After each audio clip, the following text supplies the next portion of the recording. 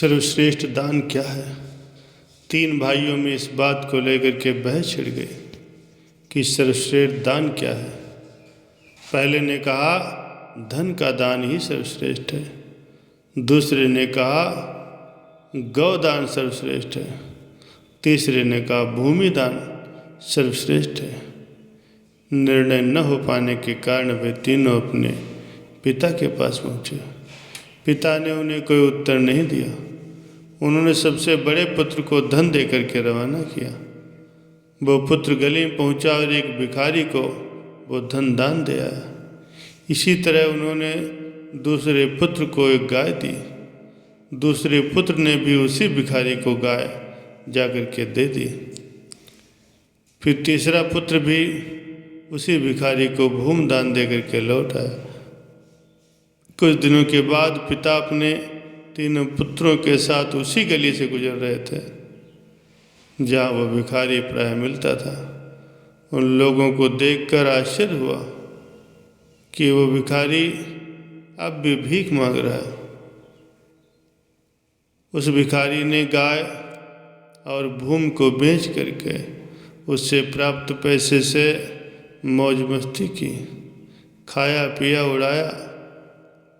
पिता ने अपने पुत्रों को समझाया कि वही दान सर्वश्रेष्ठ दान है, जिसका उपयोग सही कार्यों में किया जाए। सर्वश्रेष्ठ दान है जिसका सदुपयोग किया जाए। ज्ञान दान ही सर्वश्रेष्ठ दान कहलाता है। प्यारे सज्जनों, एक बार एक बहुत ही धनी व्यक्ति था।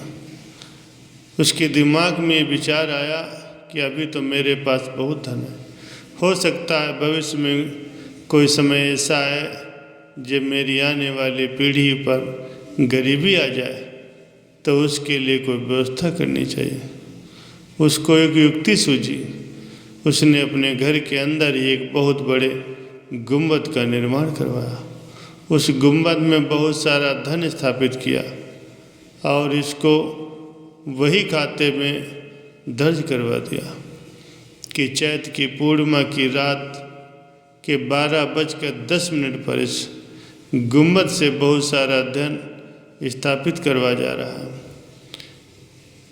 ऐसा करने के बाद उसने उस वही खाते को सुरक्षित रखवा दिया। समय बीतता गया और 3-4 पीढ़ियों के बाद उस सेठ के घर में गरीबी आ गई। कुछ लोगों ने सेठ के पौत्रों को सलाह दी कि भाई, आपके दादा तो बहुत अमीर थे, आप ऐसा क्यों नहीं करते कि उनके वही खातों की जांच करके देखो। हो सकता है उसमें किसी कहीं पर ऋण अथवा किसी गुप्त धन के बारे में लिखा हो। तो ऐसा ही किया गया। बहुत ढूंढने के पश्चात पाया गया कि इस एक बही के अंदर यह बात लिखी है कि चैत की पूर्णिमासी की रात के 12:10 पर इस गुंबद के अंदर बहुत सारा धन स्थापित किया गया है। उन्होंने उस गुंबद से धन निकालने के लिए उस गुंबद को तोड़वा दिया, लेकिन उसको उस गुंबद से कोई भी धन नहीं मिला। सेठ के पौत्र बहुत ज़्यादा दुखी थे। उन्होंने सोचा कि दादा की एक ही निशानी थी, ये गुंबद अब ये भी नष्ट हो गया है। इसी बीच में एक दिन सेठ के पौत्र चौक पर बैठे हुए थे कि एक संत महात्मा उधर से गुजरे। सेठ के पौत्र को चिंता में देखकर संत महात्मा ने उससे पूछा, बेटा क्या बात है, बहुत चिंता में बैठो, कुछ बताओ तो मैं शायद आपकी मदद करूं। सेठ के पौत्र ने बताया कि हमारे दादा परदादा बहुत ही बड़े सेठ थे और अब हमारे घर पर गरीबी आ गई है। उन्होंने एक बही में लिख रखा है कि इस गुंबद से चैत की पूर्णिमासी की रात को 12:10 पर बहुत सारा धन स्थापित किया गया है।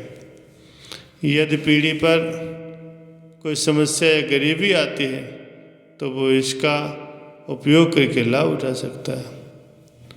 ये बात हमें एक वही में लिखी हुई मिली है।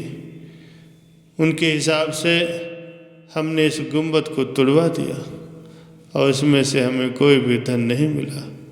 मैं इसी चीज़ की सोच में बैठा हूँ और दुखी हूँ। संत महापुरुष तो बहुत दयालु होते हैं, उनको उस पर दया आई। उन्होंने पूछा कि क्या बेटा तुम इस गुंबद का पुनः निर्माण करवा सकते हो? उसने बोला, महात्मा जी मेरे पास तो अब इतना पैसा नहीं है कि मैं इस गुंबद का निर्माण दोबारा करवा सकूं। तो महात्मा जी ने उसको सलाह दी, आप किसी से कर्ज लेकर के इस गुंबद का निर्माण करवा लो और मैं चैत्र की पूर्णमासी के दिन फिर यहाँ आपके पास आऊँगा। मेरी मदद से शायद वो धन आपको मिल जाए। और ऐसा ही हुआ। सेठ के पोत ने कर्ज लेकर के वो गुंबद वैसे का वैसा बनवा दिया। अब चैत्र की पूर्णमासी के दिन वो महात्मा भी वहीं आ गए, जैसा कि उन्होंने वादा किया था। महात्मा जी ने उनको बोला कि देखो आपके परदादा बहुत ही विद्वान थे, समझदार थे। यदि ये वही किसी और साधारण इंसान के हाथ लग जाती तब भी वो गुंबद से धन निकाल नहीं सकता था। महात्मा जी ने उसको बोला, देखो इसमें ये बात लिखी हुई है कि चैत्र की पूर्णमासी की रात को 12:10 पर वो धन यहाँ स्थापित किया गया है। अर्थात इसका मतलब ये हुआ कि चैत्र की पूर्णमासी की रात को 12:10 पर इस गुंबद की प्रतिष्ठा जिस स्थान पर पड़ती है, अर्थात उसकी छाया जिस स्थान पर पड़ती है, तो उस स्थान पर ही धन स्थापित है। उस स्थान पर धन को खोजा गया, धन की प्राप्ति हो गई और वो पीढ़ी दोबारा फिर से धनवान हो गई। प्यारे सज्जनों, संत महापुरुष समझाते हैं कि इसी प्रकार युक्ति धारण करने से ही इंसान की मुक्ति हो सकती है। जिस प्रकार इस कहानी में दिखाया गया है कि चैत्र की पूर्णमासी की रात को 12:10 पर गुंबद की छत उसकी छाया के हिसाब से यदि खुदाई की गई होती तो उसको धन मिल जाता, और अगर उन्होंने उसके स्थान पर किसी और जगह पर खुदाई की तो उनको धन की प्राप्ति नहीं हुई। इसी प्रकार जब इंसान प्रभु प्राप्ति के मार्ग पर चलता है, उसको सही और उपयुक्त युक्ति प्राप्त हो जाती है, तो वो मुक्ति को प्राप्त होता है। नहीं तो उसके द्वारा किए गए विभिन्न प्रकार की भक्तियाँ प्रभु तक आत्मा को ले जाने के लिए सक्षम ही नहीं है।